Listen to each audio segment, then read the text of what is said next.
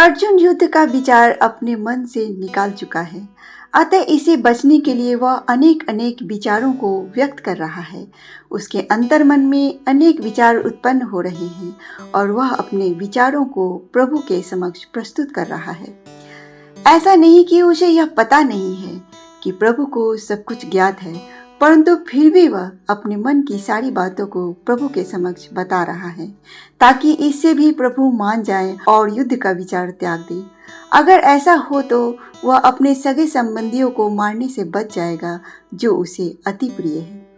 नमस्कार, मैं सरिता प्रसाद आप सभी का अपने चैनल पर स्वागत करती हूँ। तो आइए सुनते हैं अध्याय 1 श्लोक संख्या 44 और 45 को काव्य के रूप में। उत्सन्न कुल धर्माणां मनुष्याणां जनार्दना नरकेय नियतं वासो भवति त्यनुशुश्रुम अहोबत महत्पापं कर्तुनं व्यवस्थिता वयं यद्राज्य सुखलोभेन हन्तु स्वजनन मोह्यता। अर्जुन किस प्रकार अपनी मन की बातों को प्रभु के समक्ष कहता है, आइए सुनते हैं। निज अनुभव पर तर्कों को आधारित कर, निज अनुभव पर तर्कों को आधारित कर उस पर ही निश्चय करता, स्वमन भाव को उस पर ही है आश्रित करता।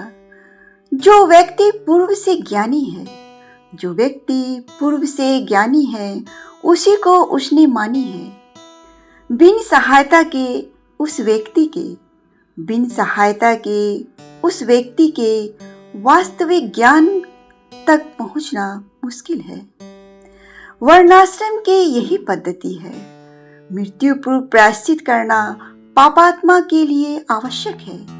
बिना प्रायश्चित के पाप से मुक्ति के जीवन कष्ट में है। अर्जुन अत्यंत दुखी हो कहता है,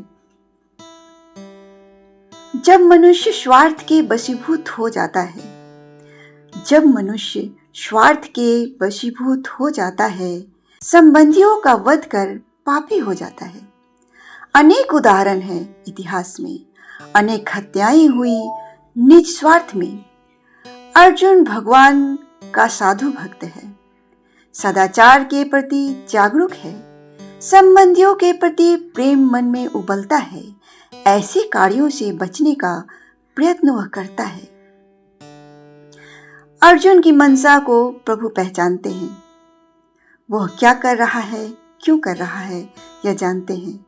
अर्जुन की सभी बातों को सुनकर प्रभु कहते हैं कि हे अर्जुन, तुम लाख छुपाओ खुद को मुझसे, पर मुझसे छुप कहाँ पाता है। वह मुझसे ही जाता है, वही मुझ में ही आता है।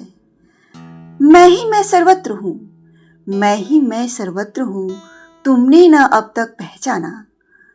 तुम मूर्ख हो, अबोध हो, जो मुझको न अब तक जाना। तेरे बालपन बुद्धि को मैं बहुत खूब पहचानता हूँ।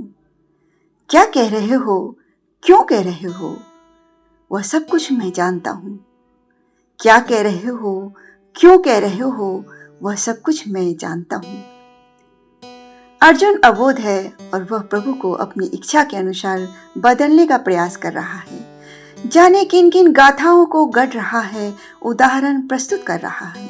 इसी क्रम में अर्जुन और क्या क्या प्रयास कर रहा है, जाने मेरे साथ। धन्यवाद।